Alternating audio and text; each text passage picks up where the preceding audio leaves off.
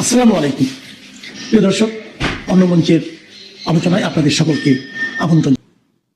শেখ হাসিনা একতরফা ইন্টারভিউ দিয়ে বলে দিলেন তিনি এবছরের মধ্যেই দেশে ফিরবেন। এর আগেও কিন্তু কয়েকবার তিনি খুব উতলা হয়ে উঠেছিলেন।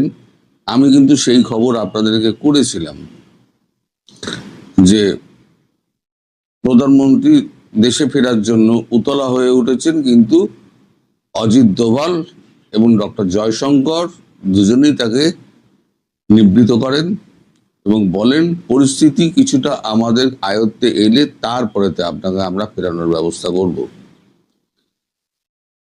এটা নিয়ে বারবার ওনার মনের মধ্যে একটা যুদ্ধ চলছিল, নিজের সঙ্গে নিজের মনের একটা যুদ্ধ চলছিল, দেহের সঙ্গে মনের। শেষ পর্যন্ত উনি তার মনের যে ভাষা সেটা এনডিটিভিতে কালকে প্রকাশ করে দিলেন যে তিনি এই বছরই ফিরবেন এবং কোনো কিছুর তোয়াক্কা না করেই উনি ফিরবেন, ওনার কপালে যাই থাকুক না কেন। এখন তার এই বক্তব্য ভারতবর্ষকে বেশ প্যাঁচে ফেলে দিয়েছে।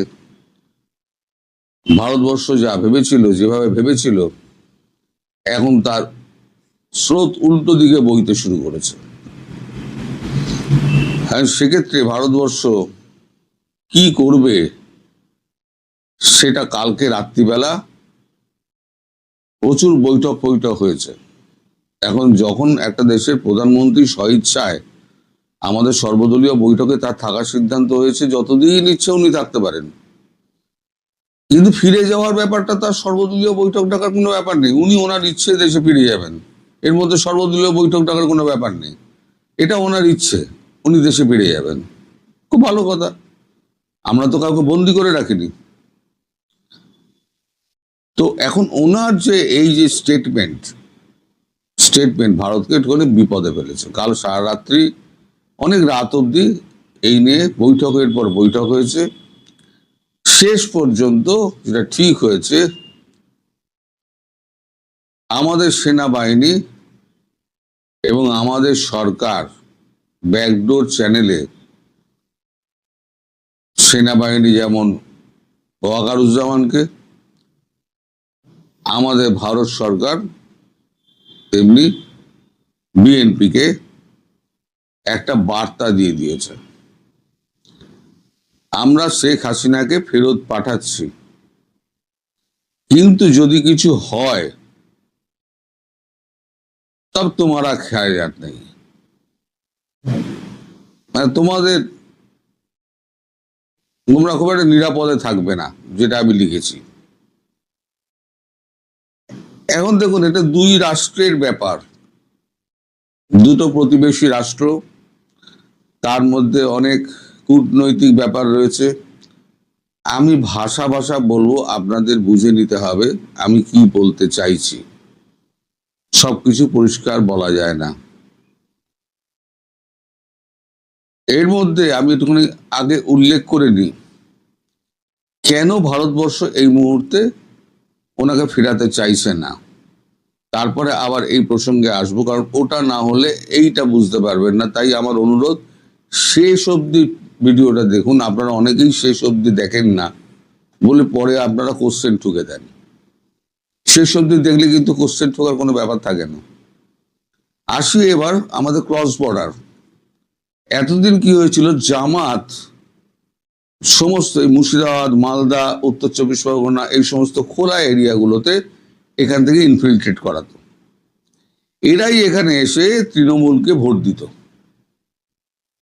আপনারা লক্ষ্য করে দেখবেন, এবছর যখন বাংলাদেশের নির্বাচন হয়েছে, সব বর্ডার লাইনগুলোতে, ভারতবর্ষের বর্ডার লাইনগুলোতে জামাত জিতেছে। এপার থেকে যত লোক গিয়েছে, জামাত এসছিল, তারা আবার বাংলাদেশে ঢুকেছে, ভারত থেকে ঢুকে ভোটটি দিয়ে আবার চলে এসছে। এখন তো উল্টো গঙ্গা বইছে, এখন লোক সব তাড়াচ্ছে। মালদা, মুর্শিদাবাদ খালি হয়ে গিয়েছে।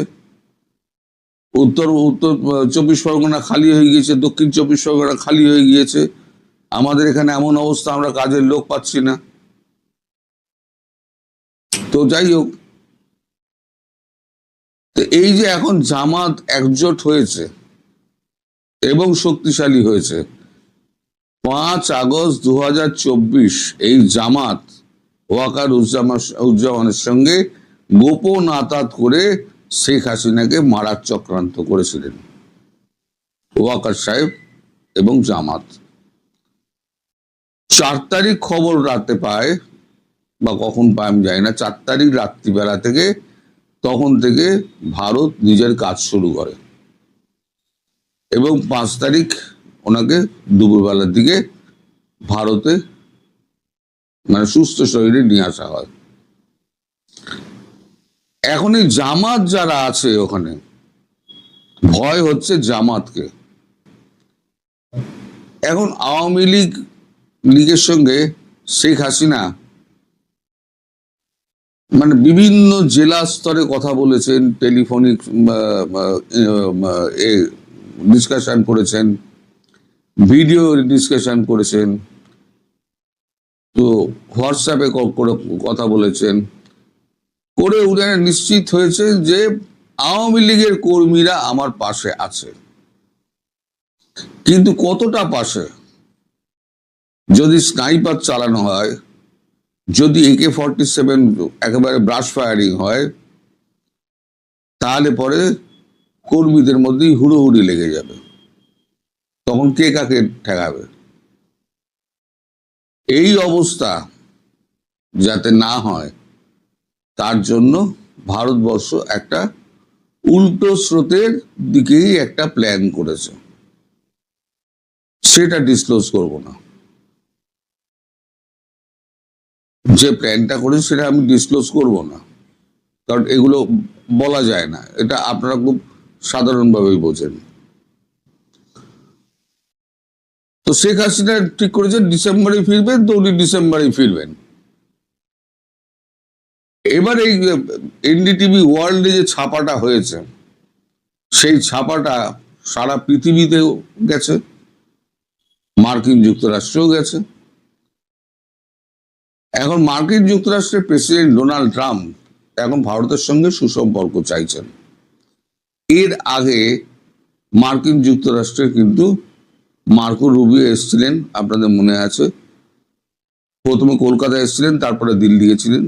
কলকাতায় মিশনারিজ অফ চ্যারিটিদের দেখা করে তারপরে দিল্লি গেছিলেন, গিয়ে ডক্টর জয়শঙ্কর, অজিত দোভালের সঙ্গে দেখা করেন, মোদিজির সঙ্গে দেখা করেন। তখন তার সঙ্গে গেছিলেন সার্জিও গোর। তখনই ভারতবর্ষকে অফার দেওয়া হয় যে আমরা আপনাদের সাহায্য করবো বাংলাদেশ সুস্থিরতা আনার জন্য। ভারতবর্ষ বলেছিল আপনাদের দরকার নেই। দ্বিতীয়বার আবার যখন মার্কো রুবিও আসেন, তখন দ্বিতীয়বার আবার এই কথা উঠতে, তখন জয়শঙ্করজি বলেছেন যে আপনারাই তো গন্ডগোলটা পাকিয়েছেন, আপনারাই তো একটা সুস্থির রাষ্ট্রকে আপনারাই অস্থির করেছেন, আপনাদেরও ভরসা কি করে করি। এবার ডোনাল্ড ট্রাম্প এই খবরটা পাওয়ার পর, কারণ তিনি চাইছেন এই গুটিটা হচ্ছে, বাংলাদেশ হচ্ছে একটা গুটি যেটা হচ্ছে ভারতের সফট কর্নার। ভারতকে যদি আয়ত্তে আনতে হয়, চীনকে যদি দূরে রাখতে হয়, তাহলে ভারতকে কাছে টানতে গেলে বাংলাদেশের পক্ষে কাজ করতে হবে। সেক্ষেত্রে ভারত যা চাইছে, বাংলাদেশের ব্যাপারে ভারতের সঙ্গে হাতে হাত মিলিয়ে কাজ করতে। তাই তার নির্দেশে 30 অথবা 1 তারিখে, 30শে জুন অথবা 1 জুলাই হয়তো মার্কো রুবিও আসছেন। তিনি নিশ্চয়ই এসে কিছু বলবেন। ভারতবর্ষের কি উত্তর হবে আমি জানি না, তবে সিকিউরিটি নিয়েই উত্তর হবে। কারণ শেখ হাসিনা খুব একরোখা মহিলা। 1988 সালে যখন ওই সমস্ত মানে বিপদগ্রস্ত অবস্থার মধ্যে দিয়ে তিনি যখন জোর করে দেশে ফেরেন, তখন কিন্তু ইন্দিরা গান্ধী একটা কথা বলেছিলেন যে আমি আমার মেয়েকে পাঠাচ্ছি, যদি কোনো গড়বড় হয় তাহলে কিন্তু আস্ত রাখবো না। ঠিক সেই ডায়লগটাই বলে দেওয়া হয়েছে। শেখ হাসিনাকে পাঠানো হচ্ছে, যদি তিনি সুরক্ষিত না থাকেন, তার প্রাণনাশের কোনো রকম ব্যাপার যদি দেখা দেয়, ভারতবর্ষ তুলে তো আনবেই, তারপরে আপনারা নিরাপদ থাকবেন না। এখন ধরুন, আপনারা তর্কের খাতিরে ধরুন, আমেরিকার সব থেকে বড় বন্ধুকে এখন ইসরায়েল। ইসরায়েল কি করছে? ইসরায়েল হামাস, হুতি, হিজবুল্লাহকে মেরে ছাড়কার করে দিচ্ছে। আজকে হামাস, হুতি, হিজবুল্লাহ তিনজনে মিলে এখন নেতানিয়াহুকে অপহরণ করে নিয়ে চলে গেলেন।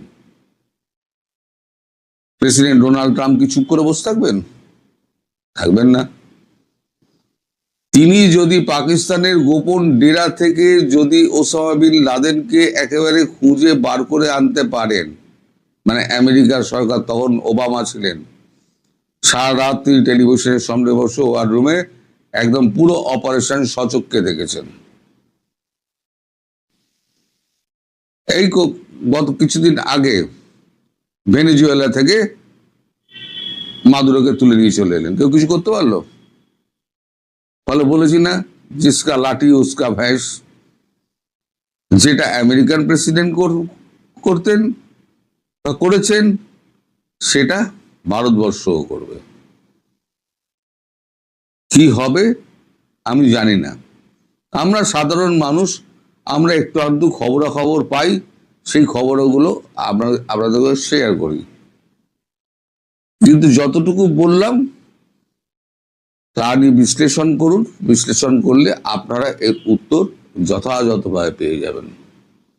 আমি আর কথা বাড়াবো না, এখানেই শেষ করছি। সবাই ভালো থাকবেন, সুস্থ থাকবেন, সাবধানে থাকবেন। নমস্কার। আর একটা কথা, সেটা হচ্ছে পুরো ভিডিও না দেখে আমাকে ভুলভাল কমেন্ট করবেন না।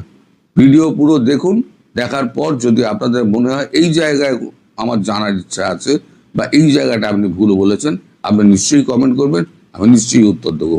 আধা ভিডিও দেখে কমেন্ট করলে আমি কোনো উত্তর দেবো না। সবাই ভালো থাকবেন। বিশ্ব গণমাধ্যমে শেখ হাসিনার গুরুত্ব বাড়ছে কেন? আড়ালে কি পরিস্থিতি পাল্টাচ্ছে? আমি মৃত্যুকে ভয় পাই না, সব বাধা আর ষড়যন্ত্র মোকাবেলা করে এবছরই দেশে ফিরব, এমন একটি দৃঢ় আশাবাদ ব্যক্ত করেছেন শেখ হাসিনা। আপনারা সবাই জানেন যে গতকাল ভারতের অন্যতম একটি বৃহৎ গণমাধ্যম এনডিটিভিতে একটি বিস্ফোরক সাক্ষাৎকার দিয়েছেন। সেই সাক্ষাৎকার নিয়ে ভারতের সবগুলো গণমাধ্যমে প্রায় তোলপাড় পড়ে গেছে। বিশ্বের সবচেয়ে বড় বাংলা গণমাধ্যম আনন্দবাজার থেকে শুরু করে অনেকগুলো গণমাধ্যম এই এনডিটিভির বিস্ফোরক সাক্ষাৎকারটি নিয়ে আলাদা আলাদা স্টোরি করেছে। আজকে ব্রিটিশ গণমাধ্যম রয়টার্সও এই এনডিটিভির সাক্ষাৎকারটিকে নিয়ে একটা আলাদা করে স্টোরি করেছে। এই পুরো ঘটনাগুলো এটাই প্রকাশ করছে যে বিশ্ব গণমাধ্যমে শেখ হাসিনার গুরুত্ব বাড়ছে। এই গুরুত্ব বাড়া কি শুধুই এমনি এমনি, কিংবা শেখ হাসিনার যে এই যে আত্মবিশ্বাস, তিনি গত মে মাস থেকে খুব দৃঢ়তার সাথে বলছেন যে তিনি দেশে ফিরবেন এবং গতকাল এনডিটিভির যে ইমেল এক্সক্লুসিভ সাক্ষাৎকার, সেই সাক্ষাৎকারে তিনি সুনির্দিষ্ট সময়সীমায় বলে দিয়েছেন যে এই বছরের মধ্যে, আপনি ধরে নিতে পারেন যে এই বছর বলতে সর্বোচ্চ ডিসেম্বরের মধ্যে তিনি বাংলাদেশে ফিরে আসছেন।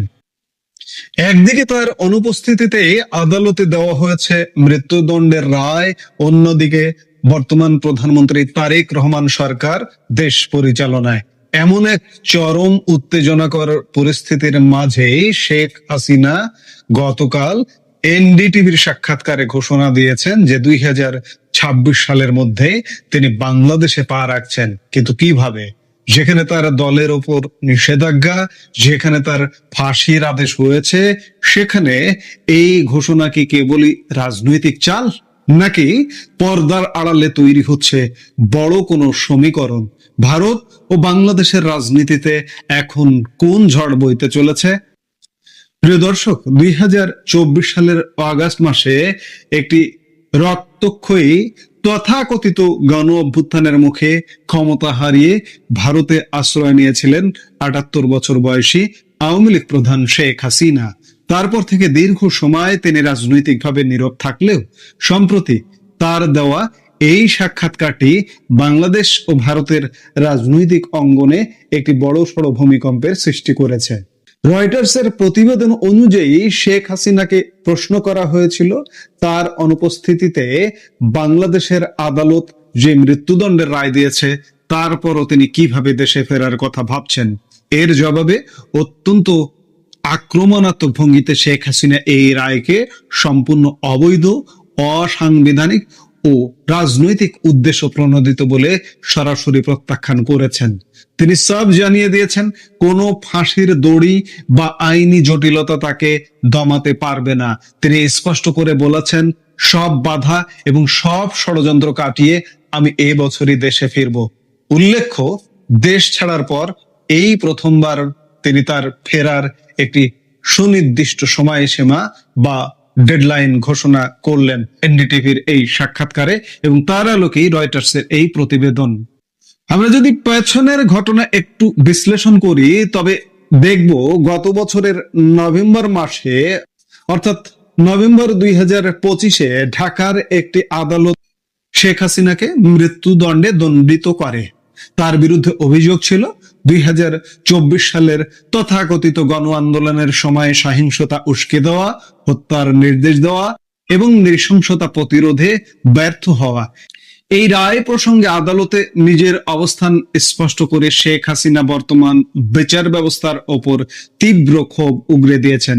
তিনি অভিযোগ করেছেন, বাংলাদেশের বিচার বিভাগকে এখন স্বাধীনভাবে কাজ করতে দেওয়া হচ্ছে না, বরং এটিকে রাজনৈতিক প্রতিশোধ নেওয়ার একটি হাতিয়ার হিসেবে ব্যবহার করা হচ্ছে। তার দাবি, বর্তমান প্রশাসন বিচার বিভাগকে ব্যবহার করে তার দল বাংলাদেশ আওয়ামী লীগের নেতৃত্বকে সম্পূর্ণ ধ্বংস বা নির্মূল করার এক নীল নকশা বাস্তবায়ন করছে। কিন্তু অত্যন্ত দৃঢ়তার সাথে তিনি বলেছেন, আমি মৃত্যুকে ভয় পাই না। অতীতেও তার দলকে ভেঙে ফেলার বা ধ্বংস করার বহু চেষ্টা করা হয়েছে এবং সেই সব চেষ্টা যেমন ব্যর্থ হয়েছে, এবারও তা ব্যর্থ হবে।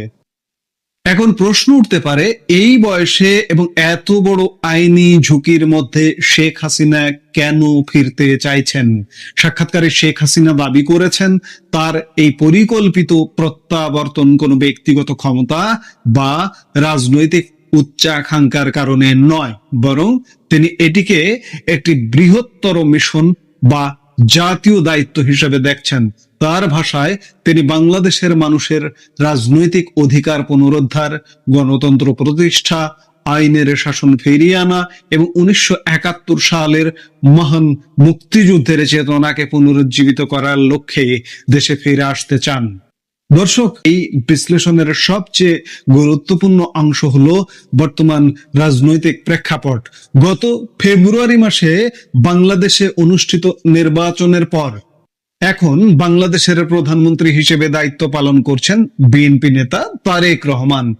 এর আগের অন্তর্বর্তীকালীন সরকার আওয়ামী লীগের সমস্ত রাজনৈতিক কর্মকাণ্ডের ওপর একটি নিষেধাজ্ঞা জারি করেছিল, যা বর্তমান তারেক রহমানের নির্বাচিত সরকারের আমলেও বহাল রয়েছে। এই নিষেধাজ্ঞা প্রসঙ্গে ডিফেন্সিভ মোড থেকে বের হয়ে এসে শেখ হাসিনা তার দলের পক্ষে জোরালো সাফায়ে গেছেন।